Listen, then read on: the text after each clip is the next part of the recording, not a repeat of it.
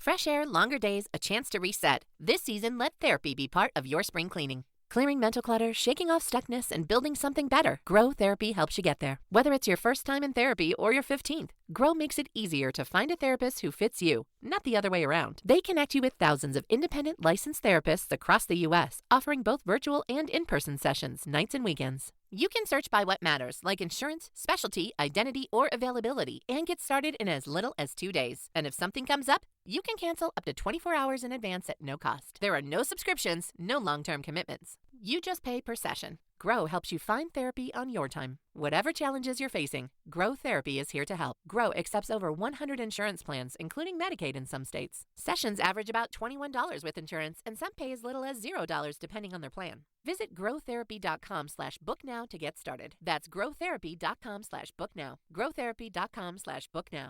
Availability and coverage vary by state and insurance plan. Start the spring season off right with a new pair of Tecovas Western boots. Handcrafted and over 200 steps from genuine leather, they're built to last and feel broken in the moment you put them on. From cowhide to exotic leathers, Tecovas blends timeless style with all-day comfort. Pair them with premium denim, Western shirts, and accessories for an effortless, polished look. Shop quality Western goods in-store or online at tecovas.com. History as it happens, July 29th, 2025. Owl of Minerva. If Greece should fall under the control of an armed minority, the effect upon its neighbor Turkey would be immediate and serious. Our policy is directed not against any country or doctrine, but against hunger, poverty, desperation, and chaos. Moscow heads the communist world in mourning the passing of Joseph Stalin. Of a long twilight struggle, year in and year out. The young people of Prague sitting down in the path of Soviet tanks. Massive Soviet military forces have invaded the small, non-aligned, sovereign nation of Afghanistan. They are the focus of evil in the modern world. Thousands and thousands of West Germans come to make the point that the wall has suddenly become irrelevant. After 6.5 years in power, Mikhail Gorbachev confirmed his resignation on television tonight. I'd like to express on behalf of the American people my gratitude to Mikhail Gorbachev. The tricolor banner of the Russian Republic now flies over the Kremlin. For half a century, the Cold War defined global politics. Contested by two superpowers with opposing ideologies and interests, it touched nearly every part of the world. It threatened nuclear war and brought incalculable devastation to its battlefields, from Korea to Vietnam to Afghanistan. Could it have been avoided? Did the U.S. win, or did the Soviet Union surrender? And where can we find Cold War continuities as the world unravels today? That's next as we report history as it happens. I'm Martin DeCaro. The more you read books like this, the more owls you see all around you, because you start to understand history from different perspectives, and you understand too that it is very difficult to consistently argue one particular interpretation, because there are always others there who are also in command of historical documents, who have access to sources, who will tell a different story. What is fascinating about the Cold War is that it had origin points and end points, plural. There is no single date you can point to and say, there, that's when it started. It is necessary only to glance at a map to realize that the survival and integrity of the Greek nation are of grave importance in a much wider situation. And at the end, if you consider December 25th, 1991, the end. Eastern Europe is free. The Soviet Union itself is no more. This is a victory for democracy and freedom. It's a victory for the moral force of our values. Every American can take pride in this victory, from the millions of men and women who've served our country in uniform to millions of Americans who supported their country and a strong defense under 9 presidents. Well before President Bush addressed the American people on that Christmas day after Mikhail Gorbachev stepped down as president of the Soviet Union, well before that date, the Cold War had de-escalated at many points along the timeline. For instance, when Gorbachev agreed not to block a UN Security Council resolution authorizing force against Saddam Hussein in the first Gulf War. At least that's when James Baker said he believed the Cold War was over. Now, some people today say the Cold War never ended because of Russian revanchism and the so-called wars of Soviet succession, or the rise of China. Well, it did end, but there are continuities. And Russian forces are closing in on Kyiv with skirmishes dotting the outskirts of the Ukrainian capital. Ukraine has been victim of unprovoked aggression by Russian Federation. Defending freedom will have costs. Vladimir Putin's full-scale invasion of Ukraine might bring to mind the Soviets in Hungary in 1956 or Czechoslovakia in 1968, using massive violence to preserve a sphere of influence. Another important continuity comes to mind, one that transcends centuries of international relations: misreading your opponent's motivations, aims, capabilities.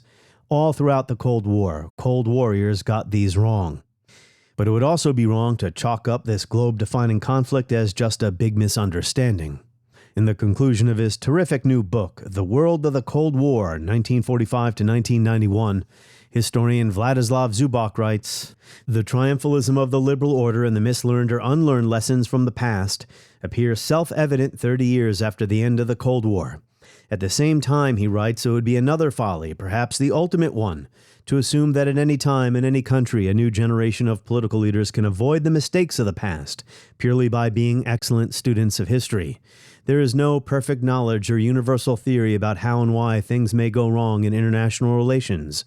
Zubok says new democratic elites, just like new autocratic rulers, are bound to walk into the same minefields in semi-ignorance, driven by uncertainty, fear, arrogance, selfishness, and myopic readings of the past. As one diplomatic veteran remarked, almost every government works day to day by the seat of its pants, responding with inadequate information to events beyond its control, driven by timetables set by others." So as I read this book, I thought about current events. Does the U.S. today understand Putin any better than, say, Kennan understood Stalin, or Kennedy Khrushchev, or Nixon Brezhnev, or Reagan Gorbachev, and vice versa? Mr. Gorbachev, mir na nas смотрит. The world is watching, and we've got something to show them. If the Cold War could have been avoided, then maybe today's conflicts too could have been avoided. But how? Think about that question as you listen to historian Vladislav Zubok of the London School of Economics and Political Science, and author of the aforementioned The World of the Cold War, 1945 to 1991, published this year by Penguin Random House. And historian Sergey Radchenko of the Johns Hopkins School of Advanced International Studies, and the author of To Run the World, the Kremlin's Cold War Bid for Global Power, published last year. The three of us discussed it on the podcast. Vladislav Zubok and Sergey Radchenko. Vladislav Zubok, welcome back to the podcast. Thank you for inviting me, Martin. Sergey Radchenko, welcome back to the show. Martin, great to be back to talk about Cold War, the Cold War again. Yes, I guess we haven't spoken about it enough in the past. Well, it's great that all three of us are back together here. But before we begin, Sergey, I have a very important question to ask you. While you read this book, was the owl of Minerva perched on your shoulder? The more you read books like this, the more owls you see all around you, because you start to understand history from different perspectives. And you understand, too, that it is very difficult to consistently argue one particular interpretation, because there are always others there who are also in command of historical documents, who have access to sources, who will tell a different story, equally convincing or even more convincing. Therefore, the more you read these books, and that's what I appreciate about reading, even about a period that I know quite a lot about, I would say, what I appreciate about reading it is it's sort of like, Akira Kurosawa's movie Rashomon, where you have the death of a hero and then it's being retold from different perspectives. And I kind of feel like that about Cold War books and their authors. They retell the Cold War from different angles, and each angle has something new to tell us. I will tell everybody why I'm bringing up the owl of Minerva, but I don't want to do a long monologue right now. I'm going to dive into this. Vlad, why did you write this book? Well, two reasons. One simple, Penguin approached me and said, "Do you like to write something for non-professionals, non-historians, sort of like engineers, about what the Cold War was about?" That was ages ago, and they, of course, said yes, and then they forgot about it. And I remembered about it in 2022 for the reasons we all understand. Yeah, the Ukrainian conflict started in earnest. And I decided, well, I have to understand, is it something different? And what was that past conflict about? And a longer reason was intellectual, I would say. It's sort of my debt to my predecessors. I enjoyed all previous great books about the Cold War. Sergey knows all these names, Melvin Leffler, John Gaddis. But I remember also there was the only one book written by the Russians, the Soviets, in the 70s, at the height of détente. Somebody asked during the détente, the two Soviet historians, one of which was my supervisor at the Moscow State University, to write about the Cold War. And they wrote a book that was awful. It was so Marxist, so turgid, so deterministic, so full of capitalism versus socialism jargon. It basically sank, and no one read it. There were a couple of reviews. Well, how interesting, Soviet view and all that. And then it just sank without any trace. So I always remember that as, maybe I should do better, like to look at it from another angle, from another perspective, as an ex-Soviet who spent half of my life inside the Soviet Union. So, okay. Well, a Marxist tome was turgid? I can't believe it. Well, No, it can be exciting. The manifesto was great, but, later... that was short. Yeah, later books. I felt like you had something you needed to get off your chest when you wrote this book. You were poking a lot of holes in your witty way in our favorite mythologies. And the reason why I brought up Owl of Minerva, which you taught me about, of course, in one of our earlier podcasts, the Owl of Minerva only flies at night, meaning the wisdom comes too late for us to use it. Because it occurred to me again, Sergey brought up this point, we have a lot of books, a lot of new books about the Cold War now, many different interpretations. But your book reinforced in my mind that we today got the Cold War wrong, or its outcome wrong. Western triumphalism and the end of history. I think we all know that was way too optimistic. But also, as the conflict was carrying on from its origins all the way through the 50s, 60s, and 70s, both sides got it wrong. They both misread each other time and again. So, Vlad, and Sergey, I want you to comment on this as well, but I'll start with the author. Are you arguing that given the outcomes of the Second World War and the state the Soviet Union was in, plus Stalin's paranoia, the feelings of insecurity and uncertainty that you talk about in the book, that all of this influenced Stalin's decision-making and that a new conflict with the former Allies was inevitable? Well, the word inevitable is a very, very loaded word. And normally historians, including myself, we try to stay away from this heavy verdict. But in this case, I would say yes. I would say it was determined over determined. There are plenty of reasons why Europe got to be divided. Just look at the situation. Look how the front lines moved in 1945, right? What happened to Germany? What happened to Central Europe? And then you kind of ask a question, okay, could have been a better world if both sides kind of quietly withdrew their forces back to the Soviets back to their borders, and the Americans would have just left Europe to its own devices? Would it have been different? And then you ask a question simply, was it ever possible? And then you look at the broader context of two world wars and a whole period that many people, not necessarily Marxists, call the period of imperialism. People like Eric Hobsbawm, the leftist British historian. And then you come to a conclusion that the divided Europe was bound to stay. The stakes of divided Europe and divided Germany and who might control Germany in case of, let's say, American withdrew, would be extremely difficult for them to come back.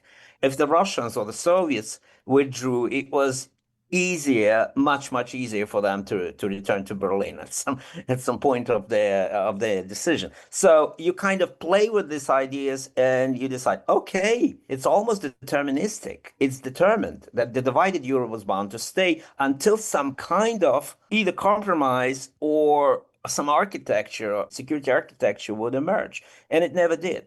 They tried a couple of years to work on it, and the four-party Allied Council in Germany, and they signed treaties with smaller countries, but they never signed a peace treaty with Germany. There was a reason for it. Well, that's simplistic. Now many people wrote about it, but you kind of rehash it, you come back to it, and you also ask a question, famous Tolstoyan question, Leo Tolstoy at the end of War and Peace raised it. Is it all about only Napoleon's? And we can say, is it all about Stalin's in this case, or their larger forces, or something like that? And I think it's a combination. And I never quite understood what Tolstoy meant at the end of War and Peace, to tell you frankly. I still thought it was Napoleon's decision to move troops into Russia in 1812 and so on and so forth. But yet, when Tolstoy writes, the forces of Europe marched into Russia, and that brought into place such gigantic historical forces, even Napoleon could not be in full control of those forces. Well, there's some power in these words, and we historians look at 1945 and 49 with millions of people going back and forth, leaving Auschwitz and going back to life, leaving other concentration camps, millions of DPs, millions of returning Germans, and so on. We have something absolutely gigantic and absolutely massive that not only is about Stalin or Stalinism or capitalism or liberalism. Yeah, Sergey, do you agree it was at least somewhat inevitable? Well, I agree with Vlad's comment that nothing is inevitable until it happens. I mean, that's how historians tend to view things. In terms of what could have been done to prevent the Cold War, we have different schools of thought. And when you read Vlad's book, you can see sort of where he comes out in this great debate. There's one school of thought that basically argues that you couldn't do anything because Stalin was determined to expand. There was an ideological clash between communism and capitalism. Stalin had to be stopped. If he wasn't stopped, then we would have Soviet domination of the world and so on and so forth. So Stalin is responsible effectively for the Cold War. You have another view which highlights that it was American assertiveness in Europe, including towards Eastern Europe, which motivated Stalin to take measures that he would not have otherwise taken. He was not determined to make the world red or even make necessarily Eastern Europe red. He was happy with some basic forms of control, but then when he saw that the Americans, instead of going back to their hemisphere to reign there unmolested, decided to stay in Europe, then he changed his approach and pushed back, and as a result we had the Cold War. But that puts the responsibility more on the Western side. You have this debate, you've had it for decades, and you know what's interesting?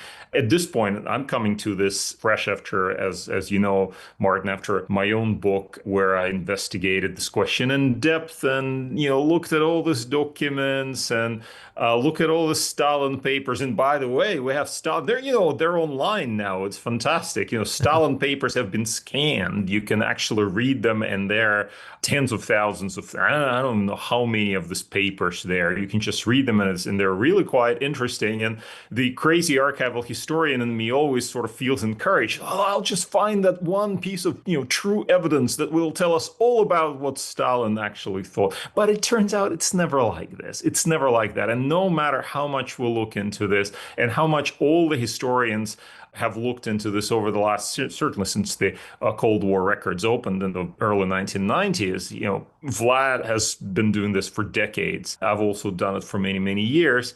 We're still having the same debate, right? We cannot agree on who's responsible. But I'll say one thing. Both. It was both responsibility to share, but that's obviously it's easy. So, but it gets more complicated, but go ahead. Where I think it's complicated is we cannot imagine necessarily, or we cannot prove that counterfactuals would have worked out in the kind of way that we would have wanted them to work out. I'll give you an example. Let's say we feel as historians that Stalin had limited ambitions after the Second World War. Why? Well, Vlad's book makes it very clear. The Soviet Union was destroyed. There was limited appetite, really, for having another war. In fact, Stalin did not want to have another war. That's very clear. For many years after the Second World War, he was very, very cautious.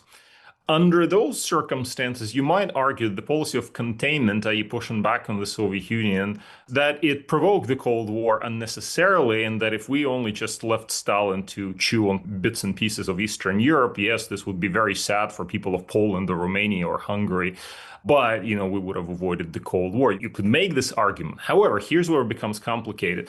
Stalin's caution in the post-war years, you might argue, was in itself a product or reaction to American policy of containment. If this factor was not there, if containment was not there, you might say Stalin could have just stayed in place, or seeing that there's vacuum there, he could have tried something, and then he could have positioned himself to make a push for something even greater. In other words, with the French saying, appetite comes while eating. The problem, the fundamental problem, this is where historians simply, we're not able to answer these questions, is at the time, if you put yourself in the shoes of American policymakers back in 1945, what are you supposed to do? You don't know Stalin's intentions. You don't know whether he's limited in his ambitions or whether he wants, to see the world turn red. You don't know. So the safest thing to do is to pursue the kind of policies, you might argue, that can ultimately call for a policy of containment, because if you don't, then you risk effectively creating the kind of vacuum which then brings the Soviet Union. And at this point, what do you say? Oh, we thought that we could trust him, and look what happened. So you're forced, as a responsible policymaker, to pursue the safest policy, which has tragic results. Containment, the Truman Doctrine, 1947. I believe that it must be the policy of the United States to support free peoples who are resisting attempted subjugation by armed minorities or by outside pressures. I believe that we must assist free peoples to work out their own destinies in their own way. I believe that our help should be primarily through economic and financial aid, which is essential to economic stability and orderly political processes. The world is not static, and the status quo is not sacred. But we cannot allow changes in the status quo in violation of the Charter of the United Nations by such methods as coercion or by subterfuges, such subterfuges as political infiltration. We can go on about the origins of the Cold War forever, but I insist that we must bring the previous experience of all those policymakers, because they lived through 2 world wars. They lived through the failure of appeasement. They based their decisions not just on rationality, although there was, probably these scenarios were in play. They based their decisions, including the decision to contain the Soviet Union, on their experience, historical experience.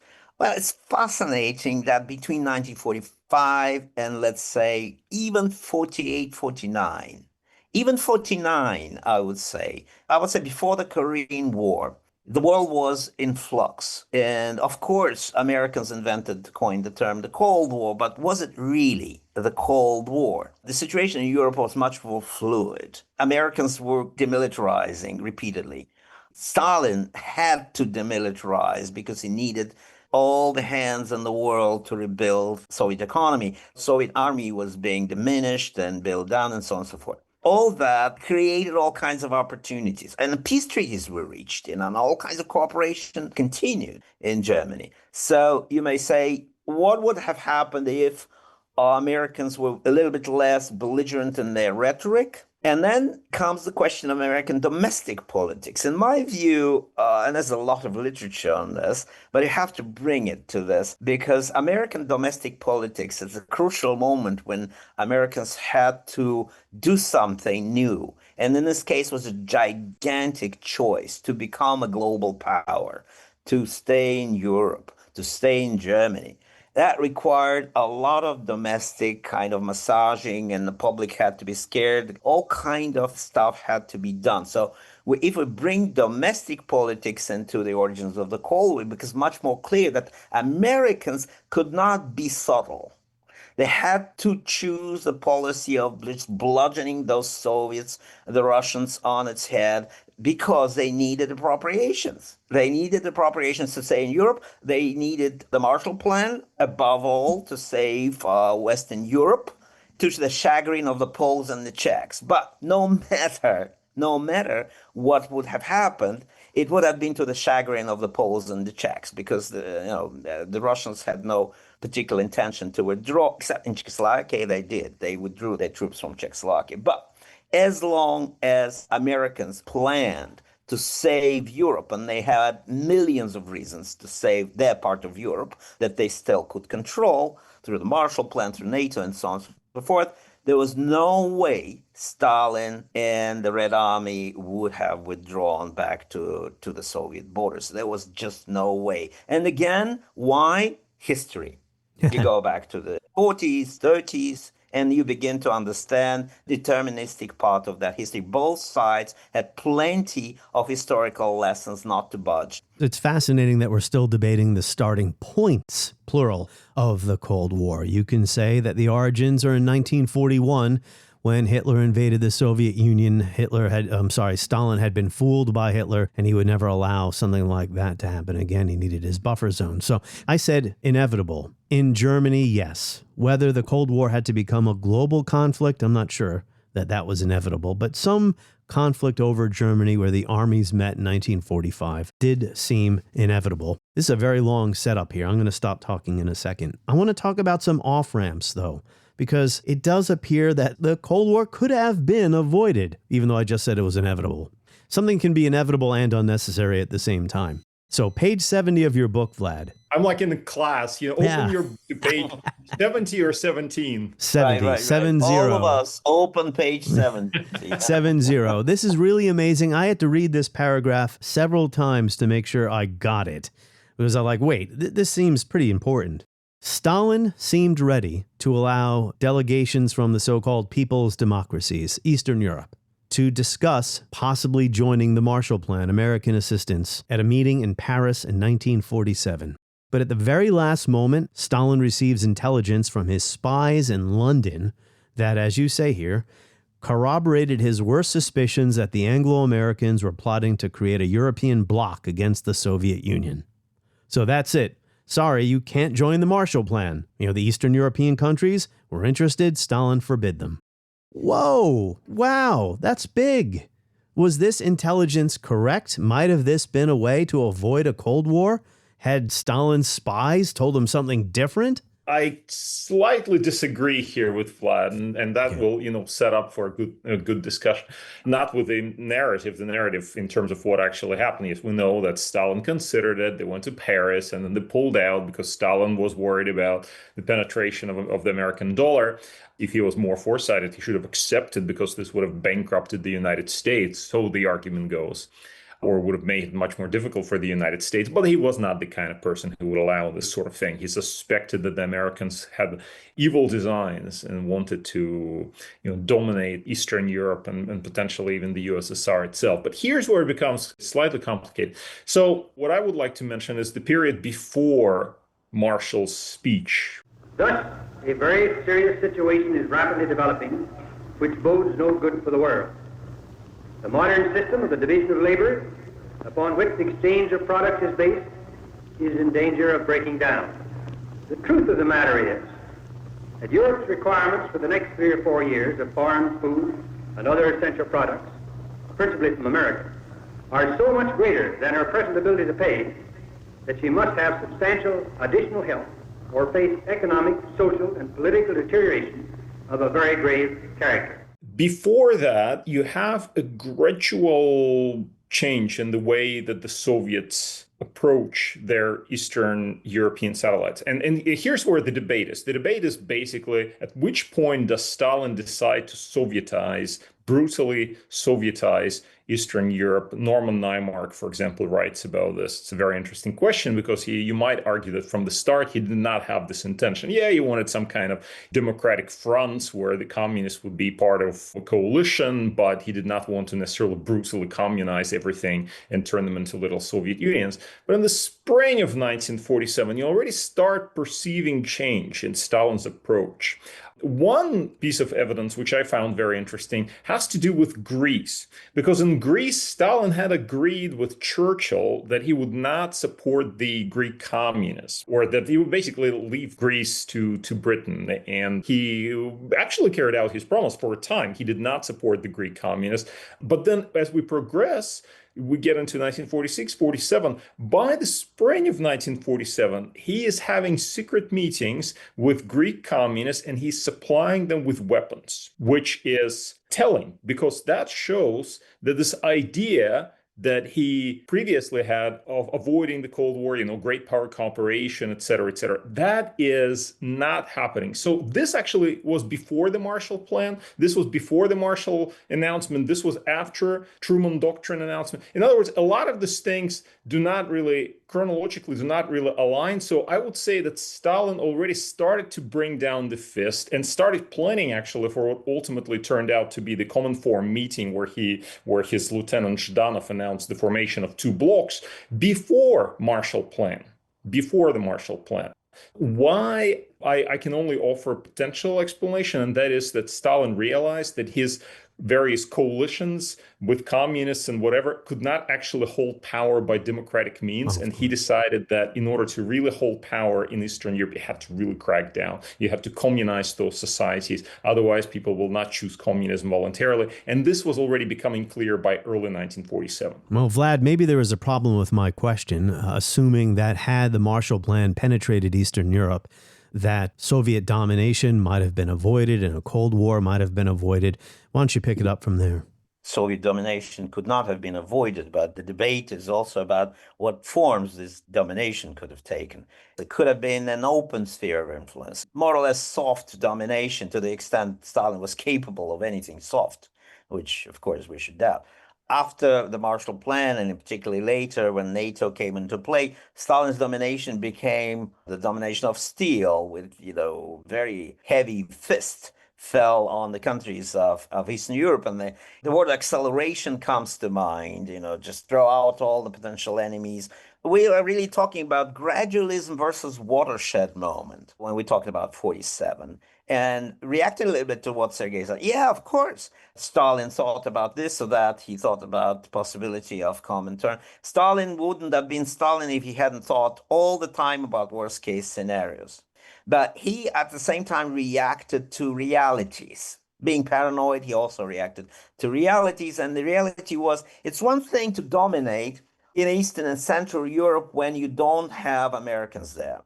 Let's say you have only the United Kingdom weakened by the war. You had accumulated and weakened France. You have divided and prostrate Germany. What else is there? But it's quite another thing when you keep getting intelligence from Washington, that Washington course keeps changing towards toughening the line. Yes, Stalin got intelligence about, Roosevelt people out and hardliners in Washington, anti-Soviet hardliners in.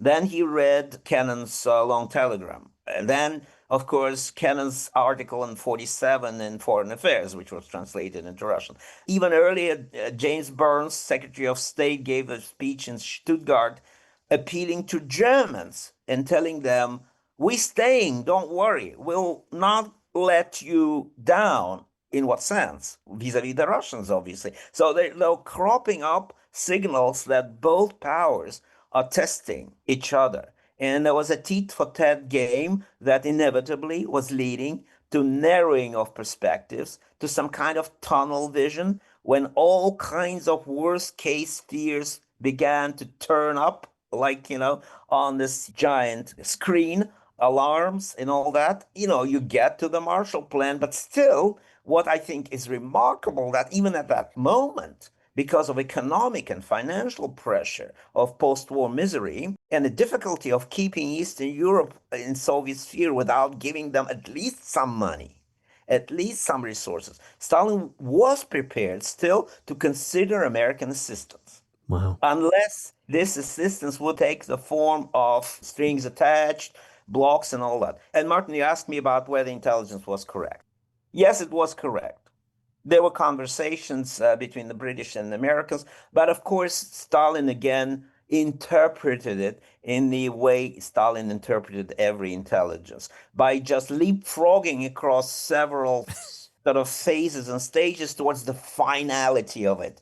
There was no discussion of military bloc at that time, no discussion. And Stalin already in his mind leapfrogged to that stage. So he made NATO, in a sense, more inevitable by what he did after the Marshall Plan. It's amazing considering how paranoid Stalin became. He trusted Hitler and he ignored the intelligence before Operation Barbarossa. We're not going to go back into World War II here. We're going to move along the chronology. Just seems to me, again, this is my interpretation of your book, that as the Cold War endures and picks up steam and grows to other parts of the world, each side continues to misread the other's intentions, aims, capabilities. So what explains these profound misreadings, Vlad? You go first, then Sergey can respond. For instance, U.S. policymakers believed, not just policymakers, Americans of all stripes, believed the Soviets were bent on world conquest. That was never the case. Was that an ideologically influenced misreading? That's Sergey's favorite topic, by the way, to discuss ideology versus realism. We got the Cold War wrong. Well, Martin, I would kind of slightly disagree with you. That's fine. People got the Cold War right and wrong. It's not like, if we repeat that they got it wrong, we'll denigrate too much those great experts, including Cannonball and Atchison and others on the American side. They were reading some stuff pretty well. The same can be said about Stalin. When I was young and naive, I wrote my first article about Soviet intelligence. It was in the 90s. And I thought, those Soviet intelligence reports was just a bunch of fiction, fake news. They all misread Western intentions and actions. And my colleagues, peer reviewers, responded, no, you're wrong. It was absolutely right. They got it right. But, of course, in terms of interpretation and exaggeration and ideological spin on that intelligence, that's another matter. That's another matter. So, when we get to the Soviet side, who was the decider? Stalin. Soviet people, little that they could do, even Stalin's entourage, even Soviet intelligence, even NKVD, secret police, they were not policymakers. They just basically were lackeys of Stalin who brought the stuff to him and waited for the boss to make a decision. And Stalin made some awful decisions, awful misreading, but essentially he reacted to the fact that was a geopolitical sensation of the century. That Americans decided to save the world, that they replaced the British Empire, that they proclaimed American century, Henry Luce, in 1941. And that was a geopolitical sensation. And that was an elephant in the room. And Stalin reacted absolutely correctly to that from his viewpoint. What was he supposed to do? Yes, I agree with Sergey. He could have thrown a monkey wrench into the Marshall Plan, but just saying, okay, I'm participating as well, and ruining it. I agree with that. That's fascinating counterfactual. Just the 5 cents on the American side, back to my thesis about American politics. Why the Soviets were supposed to conquer the world, why Senator McCarthy emerged, why before Senator McCarthy, many senators, McCarran and others, mostly Republicans, played that card, played the red herring card, as Truman called it, right? Because they wanted to win elections. In 46, they already won elections in Congress. So they used red herring card actively to such an extent that Truman had to engage in it and respond and so on and so forth. And this is how McCarthyism gained the ground. My fellow Americans, there's nothing accidental about this picture. It is a pattern of deliberate communist infiltration. Impossible, you say? Yes. Unbelievable, yes. But there you have it.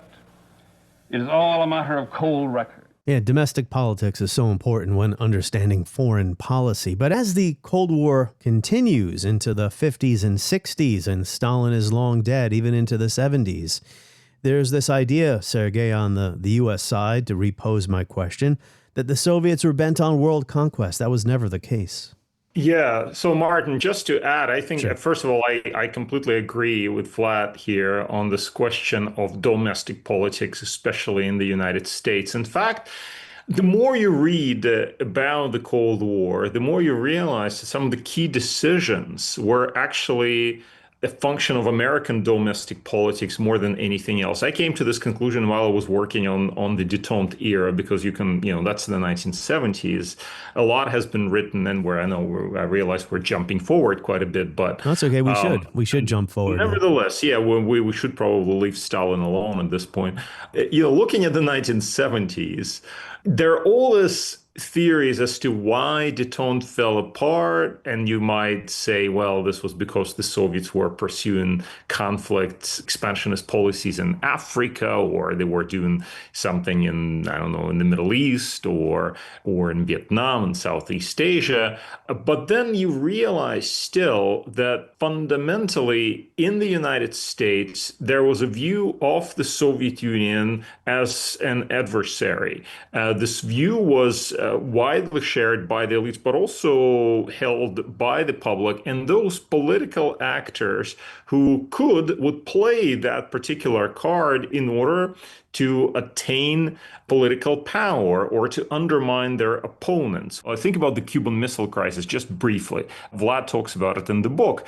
What was there about Kennedy's response that, Kennedy had to appear tough and et cetera? And of course, he pursued a very sensible policy and did not bring us into nuclear war over this. But why did he have to respond in this kind of way and stand up to what was billed as Soviet encroachment into the American sphere of influence, effectively into Americans' own backyard? Because he had elections just around the corner. This was really, really important. We have to understand this political element of the equation that is totally absent in the Soviet side. On the Soviet side, the Soviets were so much more flexible. Skipping forward again to détente, we had the same problem. So during the early 1970s, and Vlad again talks about it in the book, we had genuine interest in Washington to improve relations with the Soviet Union. You had the duo of Nixon and Kissinger who were working very hard on it, but their effort was constantly being undermined by the likes of Henry Scoop Jackson, who were basically saying, by the way, quite as Vlad convincingly shows in the book, quite beside the point, were basically saying, no, we have to be tough on the Soviets because they have to allow Jewish immigration. This at the time where the Soviets were actually allowing Jewish immigration. And after the Jackson-Vanik Amendment, they actually shut it off. They were so pissed off with what happened that they said, okay, we're just not happy about this American interference here. But you have basically, the idea of détente that was worked out between leaders of the two countries, the two superpowers, which is basically being undermined internally in the United States because there's an alternative political force who are saying, what are you saying? Détente, this basically means that you're selling out to the communist adversary. Therefore, we have to push back against this. Therefore, in a democratic system, you have to respond to that and you have to take this into account. A situation that was just completely absent on the Soviet side. We can argue that on the Soviet side, there was also complexity in terms of, Brezhnev had to respond to, the military chiefs or the military industrial complex, or there was somebody on the Politburo who may have privately disagreed with his decision making, but the pressures were so insignificant in comparison to what was happening in the United States. So to come back, Martin, to your question, why is it that the United States perceived, generally speaking, the Soviet was bent on world domination? Because this was the narrative. And anybody who spoke up against this narrative would have to, face very significant pushback. And so if you're a politician, you couldn't really do that, could you? Because then you could not possibly come to power on an agenda that, the Soviets are actually very peaceful. And, if you said that, then somebody would point your attention to, Angola or something. Say, well, what about this? What about Angola? Look what they're doing. They had their clients. Very early on, that's classic kind of story of the Progressive Party by Henry Wallace. There's one attempt to challenge this. That's right. Wallace of containment, and what happened to the Progressive Party, right? They got smashed. But Vlad, but here's the irony, and this is where I disagree with myself, because remember, Henry Wallace traveled to the USSR and he was totally duped. He went to a pioneer camp in Magadan or something like that, and this was the Magadan was not about the conquest of the world. It was horrible. The Gulag was horrible. Solzhenitsyn wrote about it. He was right. It was a horrible story. But it was not about conquering the world. So Henry Wallace was wrong about the Gulag, but he may have been slightly, right about toning down that anti-Soviet rhetoric and kind of talking to Stalin, keeping the channels to Stalin. And of course, he got smashed for it. They were politically eliminated in a campaign in 1948. Well, you've both written about the following subject, and that is the Soviets still couldn't say no to their clients, whether this was ideological affinity or just credibility, those intangible ideas that, Sergey, you bring up in your book, legitimacy, recognition, credibility, prestige, whether it was those factors, a combination of ideology, as you both have argued, the Soviets couldn't say no to their clients. So people in the U.S. could say, as you said, hey, look at Angola. But you know what's interesting? Khrushchev and Brezhnev seemed to be looking for ways out of the Cold War. Khrushchev wanted to avoid an arms race. Now, the way he went about doing this wasn't very smart. He put missiles in Cuba, thinking that the Americans would agree with his perspective on this. We're there to defend Cuba. Unmistakable evidence has established the fact that a series of offensive missile sites is now in preparation on that imprisoned island. And you can understand why the United States went bonkers when they found the missiles. And Brezhnev as well, right? He was looking for an accommodation, a partnership, right? But it seems to me, Vlad, that the United States was never interested in ending the Cold War. They were interested in winning it. Yeah, great question. Great question. I did think about it, and we can discuss it at length, I think, because in American democracy, there was a habit of fighting and winning. And geopolitically, Americans enjoyed free security for a very long time and had giant, overwhelming preponderance of power over anyone who tried to pick fight. And plenty of other things that we can describe as American exceptionalism, even American empire of liberty. It's liberty or death, right? In some slogans and some, mascots and so on and so forth. So it's liberty or death. And that determined the self-propelled power of the Cold War narrative, its containment to the end, as long as it takes, using more recent words, until communism gets defeated and freedom triumphs. On the Soviet side, you may find that even Stalin was not so absolutistic. He could choose his fight. He could be less belligerent on other fronts. And you may say, oh, that's because he believed in the forces of history. He believed, Sergey, in Hegel and Marx, that socialism would prevail ultimately over capitalism. But then he died, and Khrushchev openly began to speak about peaceful coexistence. And we should really give weight to this shift. Peaceful coexistence meant for plenty of Stalinists in the Soviet Union, for plenty of admirers of Stalin, including some Chinese we know, including Mao Zedong, peaceful coexistence, it means demotivation and demobilization of masses and proletarians and people of the world to fight and win a historic battle against imperialism. And that's the road to ruin. In the minds of many so-called communist hardliners, and all Maoists, by the way. So forward on to Leonid Brezhnev, and Sergey wonderfully wrote about Brezhnev as being obsessed more about peace and sort of his place in the world as a peacemaker. Well, Vlad, I stole this idea from you. Okay, we steal ideas from each other. That's wonderful. That's how it should be. But that's sort of the next stepping stone. And then you come to Gorbachev, and you realize that Gorbachev didn't fall from Venus exactly. He grew up through all these stages, and all those stages. First, Khrushchev with his belligerence, but also peaceful coexistence and the lessons of the Cuban Missile Crisis. Then Brezhnev with his peace, constant program for peace, and détente program. And they prepared Gorbachev. They made Gorbachev possible.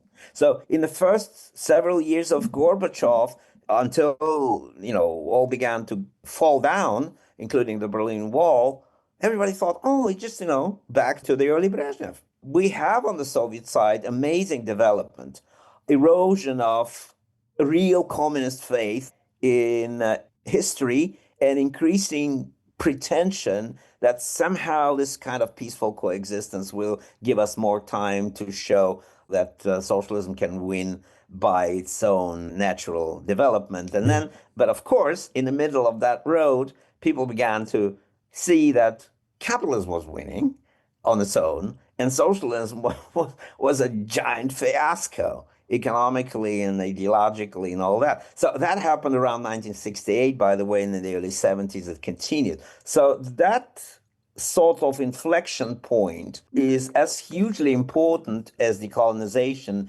as other developments, but that in a sense means that capitalism is the main hero of the story. It should be brought in as a big hero of the story. Because from some point on, the Soviets themselves, Soviet communists themselves began to lose faith in their own doctrine and their own future. And capitalism, despite its own self-doubts, its own crises, all the way through the 70s, began to prevail. Sergey, do you agree that the United States was never really interested in ending the Cold War? They wanted to win it. I mean, this helps explain the triumphalism that followed after 1991. We won, they lost, because our form of government is superior. This is a victory for democracy and freedom. It's a victory for the moral force of our values. There were moments during the Cold War where American leaders understood that you have to seek accommodation with this geopolitical rival. The most important moment, I think, for that is détente, but not the only moment. In the late 1950s also had that moment. But even as they considered the idea of having accommodation with this geopolitical rival, the underlying logic of geopolitical confrontation remained in place, which is why I think détente proved so unstable fundamentally. And this doesn't just apply to the United States. I think both sides were guilty of this, but at one level, you want to embrace your adversary and you want to say, yeah, we understand that the world has all these nuclear weapons now and can be destroyed many times over. Isn't that unreasonable to have this confrontation? Why don't we just try to make peace? And at the same time, you try to score victories in various global third world or global south theaters, whether it is in the Middle East, whether it's in Southeast Asia, whether it is in, let's say, in Latin America. You do that because that's the nature of the relationship. That's the nature of the geopolitical confrontation. And it's tragic. And, I think with this commentary, I will have exposed myself as a realist. This is what in, IR theory would term as realism. In other words, there was something deeply unstable about any accommodation. There was something that just pushed both sides towards trying to undermine the other side. Yes, the Americans wanted to do it because they knew they could. The Soviets were fighting a losing battle for much of this time. Now, there were, of course, moments of enthusiasm, like, October 4th, 1957. The epical scientific achievement by Soviet Russia in beating the United States of America in the race to launch the first man-made moon has all humanity staring heavenward. For the miracle here simulated may have more profound implications than we mortals are ordinarily called on to grasp at once. Sputnik goes into the skies and everybody says, oh yeah, in 20 years the Soviet Union will overtake and we will win. At that time, I think on October 4th, 1957, you could be in Nikita Khrushchev, you could say, we will win the Cold War. He could say that if he didn't think that the Cold War was an American invention, but he could say that. But then, as your economy starts to melt down, the Soviet economy, in 1963, the Soviets were spending their gold to purchase what? Grain. They had food riots in 1962 in Novocherkassk. Some pretty bad indicators already in the early 1960s. You know that your promise to build communism in 20 years that was announced at the Party Congress is not going to be realized, and then you are effectively going to lose. Therefore, what do? You want to end the Cold War, because by ending the Cold War, you set yourself up very nicely as a status quo power, and you just stab your partner in the back on suitable occasions, but not too much in order not to stir too much trouble. But generally speaking, you're a wonderful status quo power. That's where Brezhnev comes in, because that, I think, what Brezhnev wanted to do. So fundamentally, Did Brezhnev want to win the Cold War? No, he knew he couldn't do it. He could not do it. Did the Americans want to win the Cold War? Yes, they did, because they knew they could do it. Well, what's winning the Cold War mean anyway? Making the other side disappear? Beating them in enough of these proxy the wars? Dustbin of history. Ronald Reagan identified this one pretty clearly, I think, in one of his speeches. The march of freedom and democracy, which will leave Marxism, Leninism on the ash heap of history as it has left other tyrannies which stifle the freedom and muzzle the self-expression of the people. And that's why we must continue our efforts to strengthen NATO, even as we move forward with our zero-option initiative in the negotiations on intermediate-range forces, and our proposal for a 1/3 reduction in strategic ballistic missile warheads. Our military strength is a prerequisite to peace, but let it be clear, we maintain this strength in the hope it will never be used. For the ultimate determinant in the struggle that's now going on in the world will not be bombs and rockets, but a test of wills and ideas. Vlad, we perceive the Cold War as having monumental stakes. It was about really important things. The fate of Germany, that was important. It was about ideas, liberal democratic capitalism. Forget about Jim Crow, I guess, but liberal democracy versus Soviet communism. Yet, on page 321 of your book, we see how small and ridiculous the stakes could be. Where would the Soviets and Cubans go next, wondered Ziggy Brzezinski, CIA officials and the U.S. military in the late 1970s who were alarmed by Soviet military activism in Africa. The answer came soon, the Horn of Africa. In 1974, the ancient monarchy in Ethiopia was deposed. In autumn of 76, a militant pro-Marxist regime was established, led by ambitious warlord Mengistu Haile Mariam. Now, long story short, I'm not going to get into the entire history here. The bone of contention, as you put it, was Ogaden, a desert over which Ethiopia and Somalia were in conflict. Why the hell did anyone in Washington or Moscow care about Ogaden? Yeah, the beauty of the story is that on both sides there was, sort of potential Soviet clients or real Soviet clients, and then, Siad Barre began to shift to American side. Yeah, so kicked out the Soviets. Sergey wrote about it. I wrote about it. Tons of people wrote about that story. Getting back to the meaning. You mentioned Brzezinski. Brzezinski was a fascinating character. On one level, he competed with great grand strategists of the previous generation, such as Kennan, and he, of course, competed above all against Henry Kissinger. And you see his arc of instability, and it's a pure abstraction, really. There was intelligence in enough sources Americans had in the GRU, in the KGB, I don't know, maybe in Politburo apparatus, I don't know about that. But for Brzezinski and anybody to realize the Soviets were incapable of planning that way. They were not about arcs of instability, axes of evil, all kinds of geometry of that sort of stuff. They improvised.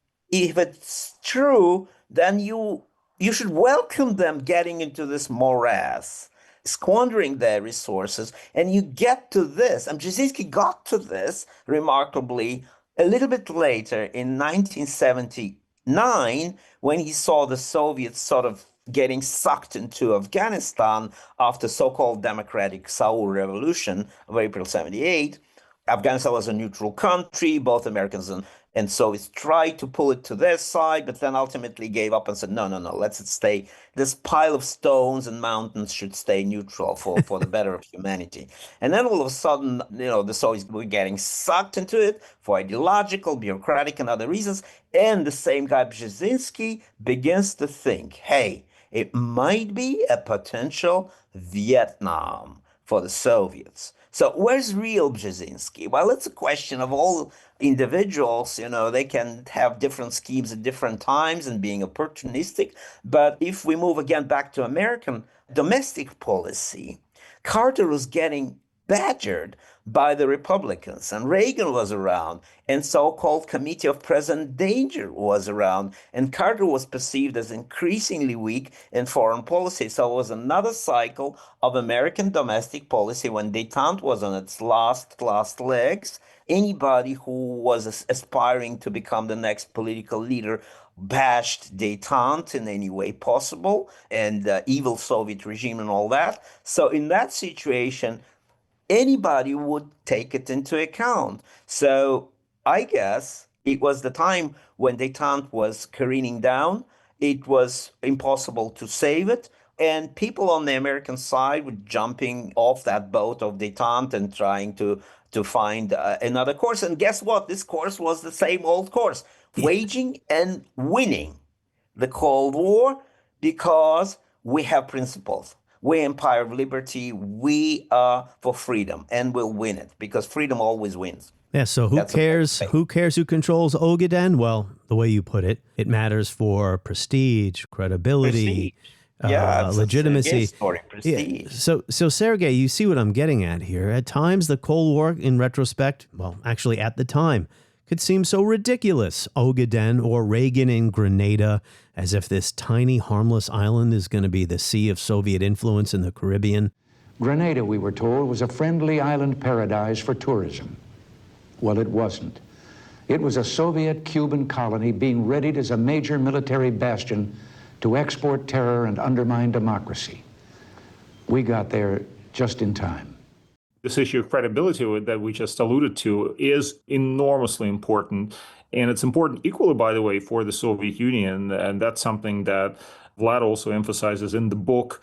The psychological factors, these issues of, well, how will the others look at us? And what if we just show weakness, just small weakness here, or allow just a little concession, some small concession here or there, will not dominoes start falling? And that logic affected decision-making on both sides. And that is why we ended up in a situation like the Vietnam War, for example. I mean, Vlad's book has an excellent account of the Vietnam War.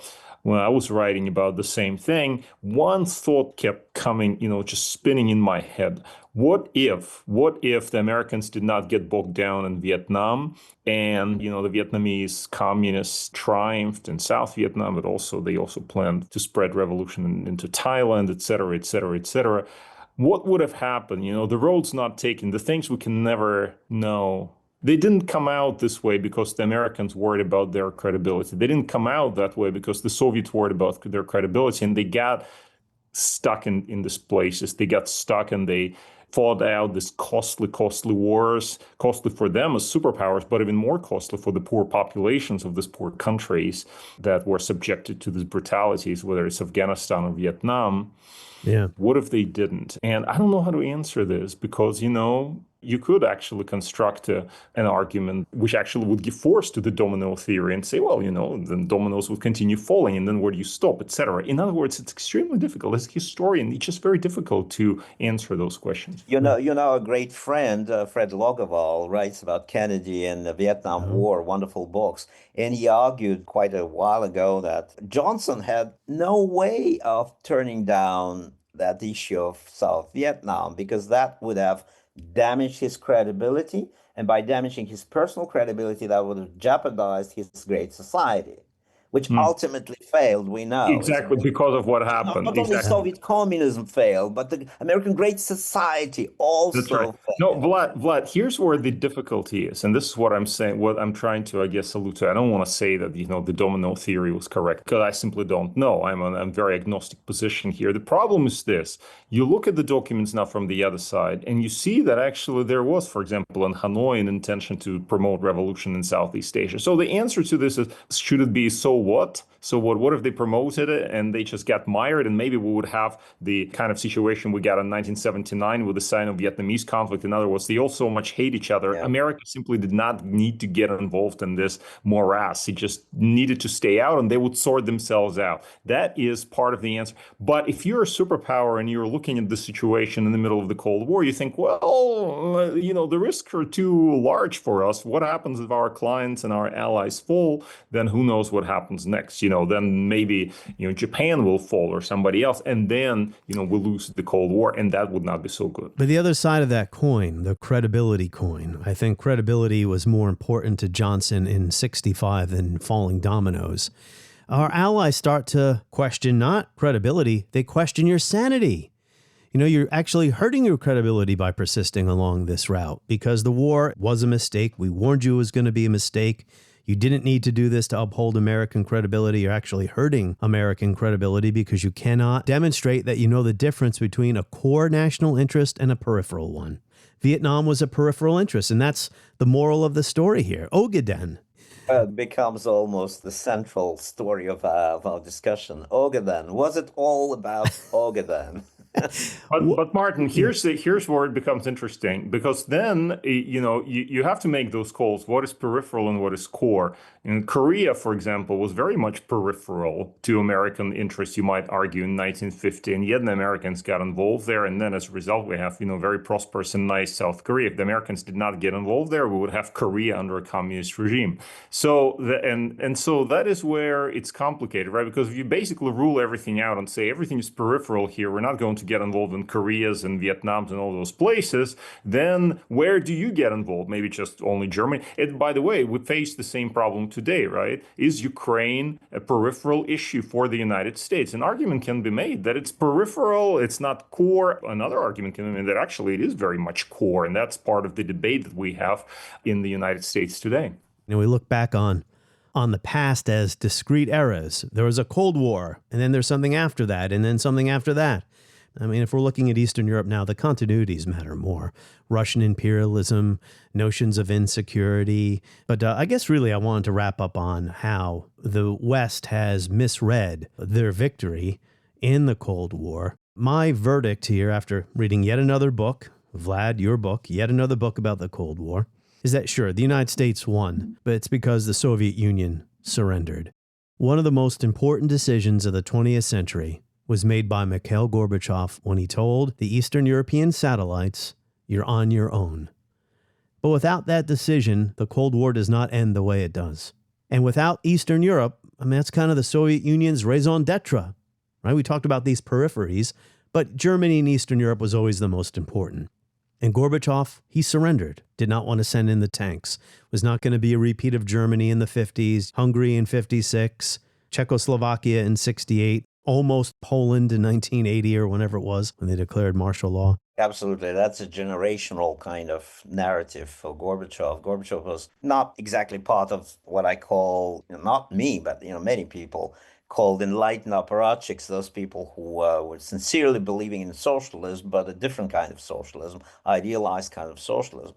Gorbachev was influenced by those ideas, both Eastern European and Soviet ideas of reform coming from that reform-minded party intelligentsia, people who were both party members and considered themselves as members of the great phenomenon, Russian intelligentsia, seeing themselves moral leaders of Russian nation and even more. So Gorbachev kind of imbibed that, inherited that, tried to implement that, and set in motion the falling domino. It really happened in 1989, and then he said, well, I don't want to stop it, because if I stop it, we're back to square one. We'll be back to, Brezhnev's 68, we're back to reaction, we're back to Khrushchev, we're back to the Cold War. So it's another example how long a narrative translated into generational experience at the key moment shapes the mind of one key decision maker on the Soviet side. Because then I strongly believe, with all the phenomenon of the crisis, economic, spiritual, disillusionment and ideology and all that, the Soviet Union could have existed for a few decades more had one man, Gorbachev, not played the role of a philosopher, a Hegelian owl, in a sense, sitting on his shoulder and telling him, you need to move on, you need to introduce a new stage in history. But what is striking about this story, and why I keep coming back to American domestic politics, when you talk to anyone in the United States, they're all convinced it was Reagan who came and told Mr. Chairman Gorbachev, tear down that wall, and that incantation kind of changed the course of history. Why is that? Why Americans are convinced so much that they are the only shaping force of global events and global developments? And that brings back American factor in the Cold War in a big way. First, and I should say it, I disagree that Reagan had as much influence on the end of the Cold War as Gorbachev. Gorbachev had much more. He didn't know exactly how to exit the Cold War, but no one knew. He wanted to avoid the nuclear war. That was one exit that he definitely didn't want to have. So he acted as a politician who knew what he didn't want to. American phenomenon, centrality of Americans, brings to mind the uniqueness of the Cold War in many respects, because Americans played the role of the first fiddle. Sorry, Sergey, for stealing, your great image, first fiddle. And let's imagine how the British Empire would have played in Ogaden.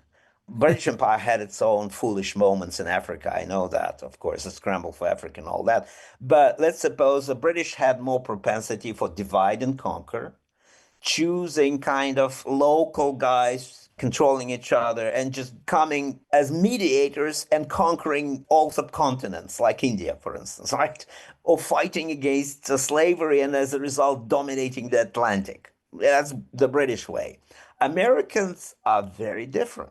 And that color that shaped the Cold War to a great extent, and it keeps shaping global developments today, including the conflict with China. This is something that Cold War may be the gold mine for us, not of looking too much exclusively on the Russians, how they act. And I do believe that Russians do act predictably in some way, although they kind of change their valency. They become, instead of communists, they're now Orthodox believers and conservatives. Quite opposite, but they behave in the same way in many ways. But Americans deserve more attention, because as long as Americans remain the determining factor of global international history and politics, they would act in the way that they habitually acted during the Cold War and before the Cold War. I can slightly disagree, just for the sake of the argument. Broadly, I agree with Vlad. I think the agency here was on the Soviet side, but not entirely. And I think, Vlad, you've got this in your book there towards the end. You basically say you cannot convince the other side that this is not how it is. And indeed, because here's kind of the counter argument to what you said. It's an argument that reinforces it, but slightly from a different side.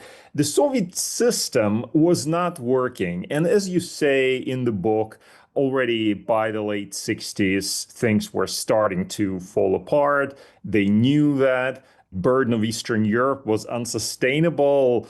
Already by the events in Poland in 1980-81, you have Andropov there talking, the quote of interventions has been exhausted. We cannot intervene anymore. By the grace of God or Marx or whoever, Jaruzelski imposed a martial law. But what if he didn't? Then, the Soviets would find themselves in a difficult situation. Would they still invade Poland in 1981? The way they invaded Czechoslovakia in 1968, or would they think, oh my God, we just cannot afford it. No, we cannot afford it. No. So that's a question. It's a counterfactual, just a question. But they were talking about this. But they knew the Poles would fight back, so it would have been a giant war. It would have been a Ukrainian war before Ukrainian war. Exactly. So in other words, there are all these factors that kind of starts, and you can say I'm slightly of a Marxist here by prioritizing the economic factors. I do think that economic factors really played a huge role in the run-up to the end of the Cold War, and with Gorbachev, trying to reinvent the Soviet Union, etc. One of the reasons he had to do it is because it just wasn't working. The system wasn't working. Therefore, you had to reinvent it because everybody knew that it wasn't working. Right. And this is where Reagan comes in, and I'll put a triumphalist pitch for Reagan, not a very big one, but just a small one. And that is, we know that Gorbachev was concerned that the Soviet Union was losing the arms race. I mean, he talked about it at the Politburo. His engagement in these issues with Reagan, whether it's Geneva or Reykjavik in 86, was underpinned by this understanding the Soviets simply could not sustain. Therefore, a particularly tough policy from Reagan, you might argue, contributed to that kind of disposition, i.e., we need to negotiate peace because simply we cannot afford a continuation of the Cold War. But I understand that you still, the motivation is still on the Soviet side, the agency is still on the Soviet side, but the broader environment was also shaped by what was happening in the United States, by the Americans bouncing back from the defeat in Vietnam and from the economic crisis in the 1970s, and bouncing back really, really well. And secondly, by the Soviet economic problems, which deepened and deepened and deepened in the 1970s and into the 1980s. Does that sound? I don't think that's triumphalist. I'm just trying to give Reagan a little bit more ground here. Some critics of Reagan at the time could have said Reagan was like a crow that keeps crowing to the sun rising. And that's not why the sun was rising. The sun was rising for entirely different reasons. Well, no, I would say that Reagan deserves credit. You can see this argument can be argued in a slightly different way, which is why I like your comment in the book that people will never be convinced. That's my experience. Yeah, I'm sure it's your experience as well. I do think Reagan deserves credit for de-escalating the Cold War. But as far as the collapse of communism and the unilateral decision to withdraw from Eastern Europe. I mean, this was Gorbachev. Guys, I still recommend to read my old book, Zhivago's Children, Russian Intelligentsia. I think it was all prepared in the minds of all those party-minded intellectuals long before Gorbachev became the leader. Because the reactions to Reagan were different and must have been different because Reagan, as well as Thatcher, were classic enemies. And, the reaction to their rhetoric would have been, okay, guys, we know we have trouble, but we'll fight back. We have a project. We'll defend this project. But the way Gorbachev reacted was entirely different. And that cannot be explained without the history of the Soviet 60s and the Prague Spring of 68 and a bunch of other things. General Secretary Gorbachev, if you seek peace, if you seek prosperity for the Soviet Union and Eastern Europe, if you seek liberalization, come here to this gate. Mr. Gorbachev, open this gate.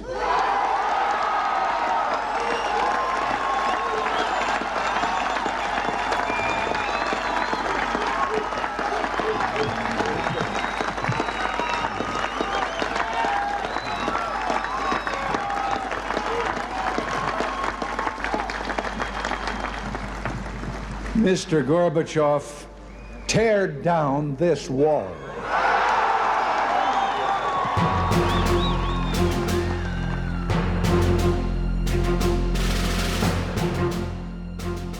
On the next episode of History as It Happens, has there ever been such a thing as an anti-war U.S. president? Is it possible to be an anti-war president? That's next with historian Stephen Wertheim as we report history as it happens. Remember, new episodes every Tuesday and Friday. My newsletter comes out every Friday.